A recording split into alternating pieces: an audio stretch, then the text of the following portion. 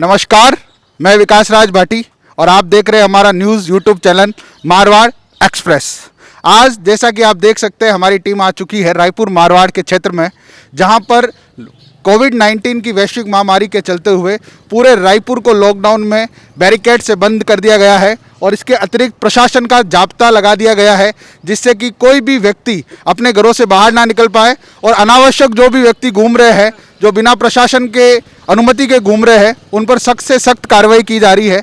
आप देख सकते हैं हमारे पीछे की बहुत सारे, ये हमारा जो है मेला चौक है रायपुर का, जहां आम दिनों में बड़ी भीड़ भाड़ रहती है। बहुत सारे लोग यहां पे अपने निजी कार्यों के लिए आते रहते हैं, मगर कोरोना और कोविड-19 की वैश्विक महामारी के दौरान आज यहां पूर्णतः से प्रतिबंध कर दिया गया है और सख्त मनाही कर दी गई है प्रशासन की।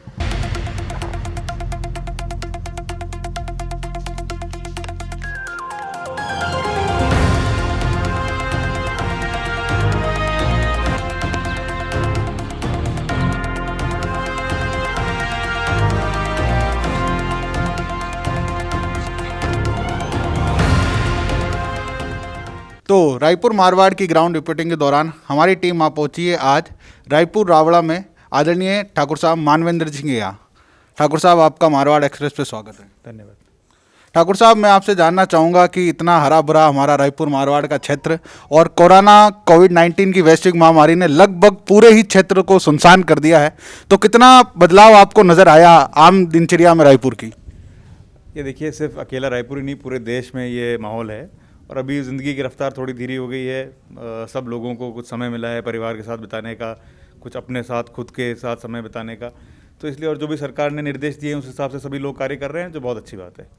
ठाकुर साहब, दिनचर्या के अतिरिक्त जो रायपुर का प्रशासन है, हमने देखा, हमने पूरे व्यूज़ देखे पूरे रायपुर में, बहुत सारी जगह बैरिकेड्स लगाए गए हैं, बहुत सारी जगह प्रशासन के लोग खड़े हैं, फिर भी कुछ लोग जो है अपने निजी स्वार्थ के चलते हुए दुकानदार जो है दुकानदारी खोल रहे हैं।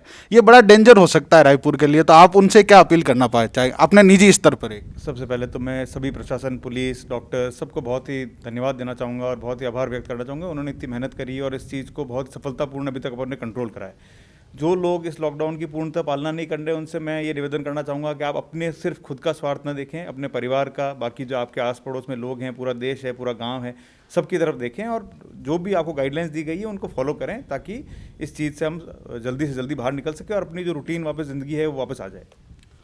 ठाकुर साहब, हमारे ये भी संज्ञान में आया, अभी हम बाहर रिपोर्टिंग कर रहे थे तो बताया गया कि रावड़े की तरफ से जो ज़रूरतमंद लोग हैं, गरीब तबके के लोग हैं, उनकी भी मदद की गई, उनको भोजन के किट वगैरह प्रदान किए गए, तो उस पर थोड़ा सा बताइए। मैं उसके बारे में ज़्यादा चर्चा नहीं करना चाहता, क्योंकि वो एक कार्य है जो हमें हमारा करना हमारा फ़र्ज़ है, तो इसलिए वो चल रहा है और जो भी हमारे से हो सकता है वो हम करते जा रहे हैं। ठीक है सर। एक सर, आखिर में रायपुर क्षेत्र के जितने भी लोग हैं उसके लिए एक आपकी रावड़े की तरफ से क्या अपील होगी? मेरी यही अपील है कि अब जो लॉकडाउन 2 हफ्ते के लिए और बढ़ाया गया है केंद्र सरकार द्वारा और राज्य सरकार की तरफ से जो भी निर्देश दिए गए हैं, जो अलग अलग जोन बनाए गए हैं, उन सभी को आप फॉलो करें, ताकि हमने काफ़ी हद तक ये लड़ाई जीत ली है और आगे जाके हम ताकि और अच्छी तरीके से काम करेंगे तो बिल्कुल जल्दी ही हम इससे बाहर निकल पाएंगे और अपनी ज़िंदगी दिनचर्या में वापस आ जाएंगे। उसके लिए धन्यवाद। तो आप थे हमारे साथ में ठाकुर मानवेंद्र सिंह जी। आइए और भी जनप्रतिनिधि से हम मिलते हैं और रायपुर मारवाड़ के पूरे ही लॉकडाउन के प्रभाव से जो जो क्षेत्र ग्रसित है उन सब की तरफ नज़र करते हैं।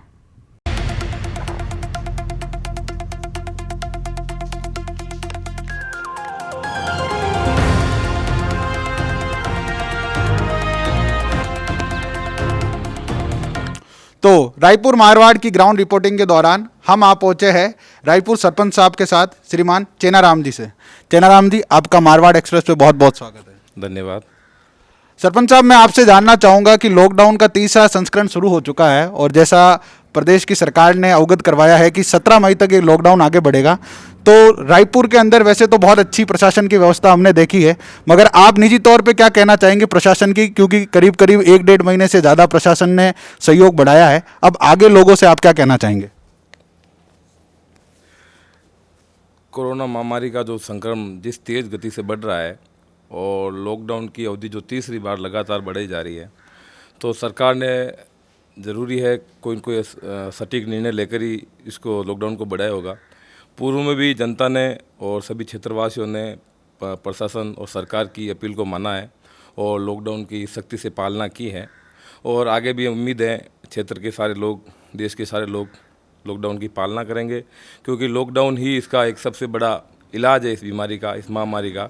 जब तक हम लॉकडाउन की पालना करेंगे, हम घर में रहेंगे, सोशल डिस्टेंसिंग की पालना करेंगे, मुंह पर मास्क बांधेंगे, किसी चीज़ को छूने से बचेंगे, भीड़ भाड़ के एरिया में जाने से बचेंगे, ये इस बीमारी का एकमात्र इलाज है। सरपंच साहब, बहुत सारे, क्योंकि हाईवे पे आपका गांव आया हुआ है, तो बड़ी बड़ी फैक्ट्री से जो प्रवासी लोग हैं, श्रमिक लोग हैं, निकल रहे हैं एमपी यूपी के लिए, तो उनके लिए गांव के लिए विशेष व्यवस्था है कि क्या की जा रही है प्रशासन द्वारा? ये सही बात है। काफ़ी संख्या में श्रमिक पैदल जा रहे हैं। उनको देखकर एक तरह से दुख भी होता है, तकलीफ भी होती है।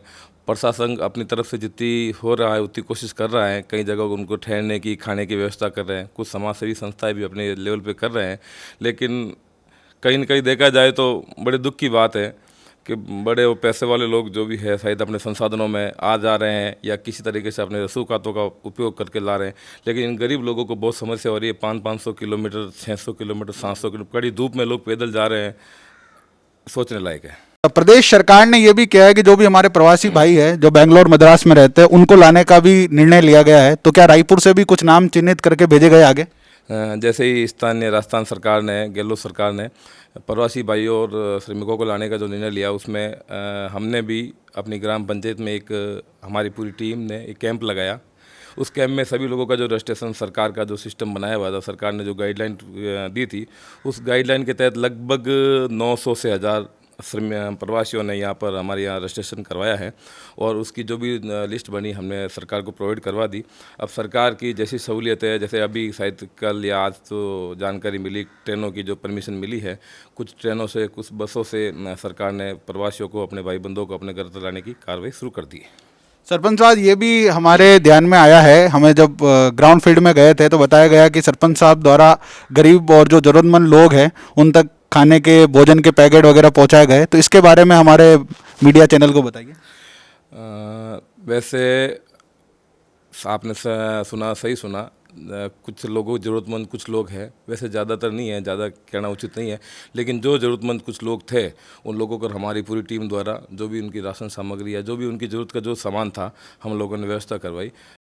तो सरपंच साहब, मैं आपसे जानना चाहूँगा कि आपने जन कल्याण में भोजन के अतिरिक्त हमारे संज्ञान में आया कि सैनिटाइज़र और मास्क वगैरह भी पूरे रायपुर के अंदर वितरण किए, तो वो कितनी क्वांटिटी में किए और किस प्रकार ये योजना बनी और किस प्रकार आपने वितरण किया? सबसे पहले तो हमने जैसे ही कोरोना का एकदम से प्रकोप, महामारी का जो फैला, उस वक्त हमने सबसे पहले तो मास्क का सोचा। तो लगभग 8000 सैनिटाइज़र मास्क जो ये मेडिकल से जो मिलते हैं, वो कहीं ना कहीं कुछ अजमेर से, कुछ ब्यावर से उपलब्ध करवाए। 8000 मास्क ग्राम पंचायत में बांटे, लेकिन उन मास्क की उपलब्धता नहीं हो पा रही थी। तो फिर हमने लगभग 20,000 कपड़ों के मास्क अपनी ग्राम पंचायत में तैयार करवाएं, अलग अलग लोगों को देकर। रोज़ के लगभग 1500-2000 मास्क तैयार होते थे। फिर हमने सैनिटाइज़र की भी कोशिश की कहीं से मिल जाए, लेकिन वो भी इतनी मात्रा में उपलब्ध नहीं हो पा रहा था। तो फिर हमने जानकारी ली और कुछ पता किया, कुछ सोशल मीडिया से, कुछ जानकारों से। तो हमने फिर आयुर्वेदिक सैनिटाइज़र तैयार किया यहीं पे, लगभग 1400-1500 लीटर तैयार।